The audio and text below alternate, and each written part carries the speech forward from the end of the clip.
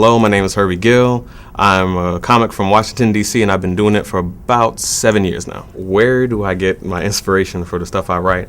It could be anywhere to just watching good comedy and saying, okay, I want to say something that good, or watching bad comedy and saying, I can do something better than that. What should you expect from me? You should expect to laugh. Maybe it's something you didn't think you were going to laugh at before, but you're going to expect to laugh and have a good time and enjoy the experience with everybody else. What's going on, everybody? I had a hard time parking when I got here. Thank God for bums, though. They helped me out. I don't know if you all know this, but bums have a new hustle. If you can't find a parking spot, you try to park in the city, a bum will actually jump into that spot and start waving you in and then ask for change after you park. Which is kind of a flawed theory because my mirrors work for free. I don't really need you. It's not like I stuck out too far one day and a bike messenger knocked off my passenger side bum. And I had to use my rear view bum the whole week. I don't need you. I was explaining that to a comic, and he says, no, you don't pay the bum for the spot. You pay the bum so he doesn't key your car after he gives you the spot. I'm not worried about that. Because bums don't have keys. Keys to what? Bums don't have keys to anything, okay? Not a house, not a car, not financial security, success, or happiness. If you're a bum, it's keyless entry from here on out. They don't like you using cell phones in the cities either. Like, I just found this out. If you're in a traffic accident and the other person is on a cell phone when you're in that accident, insurance says it's automatically their fault. A lot of people that are on phones have no idea about this law. So anytime I'm driving through the city and I see anybody on a cell phone, I just hit them. Just hit them. I don't even really care if you're driving a car or not. If you walk across me with a cell phone, your minutes are almost up for real. I actually started out doing stand-up in the South. I just went back recently, had a very interesting experience. I got the chance to do stand-up in a country line dancing bar. Yeah, because my agent thinks he's funny too. And interesting thing about that is everybody that works in a Southern Fried bar in this country has an animal name. You know, the bouncer's name the bear, the DJ's name the wolf, the bartender's name the gator. So I say, hey man, I want an animal name because I want to feel more comfortable about being in a line dancing bar. So they call me the coon. I'm like, you know what, man? I appreciate the effort. Now you all are smart. I didn't get that to the ride home. My mom called me on the way here to make sure I got here safe. It's ridiculous. I got an overprotective mother. I don't know if you have one, but I've got one. To this day, I'm an adult, and to this day, anytime I have any type of conflict with anybody, she always tries to go, you want me to come talk to him for you? Like I'm going to tell my mama has much weight in the street, right? It's ridiculous. It doesn't even matter if the situation merits it or not. I was on the phone with her a couple weeks ago. She was like, you want me to talk to him for you? I'm like, Mom, it's a parking ticket. They're right. I'll just pay it. It's fine. Day before that, you want me to talk to her for you? Listen, if she's not going to sleep with me after 3 Long Island iced teas, right?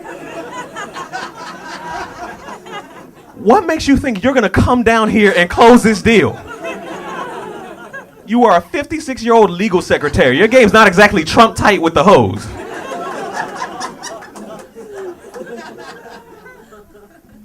I'm just not really into family stuff. I went to the movies with my sister, and she's very intelligent. And here's what I learned watching this movie with my sister. I cannot go to the movies with smart people no more. Can't do it, because a smart person cannot suspend their disbelief long enough to let a movie happen. They got to pick it apart the whole damn time. That doesn't make sense, that's out of order, and that would never happen in real life. It's torture. That's why from now on, when I go to the movies, I am going to the movies with violently dumb people. Because the only conversation you have to have with a dumb person is after the movie. You have to spend a couple of hours just explaining to them that what they saw is not real.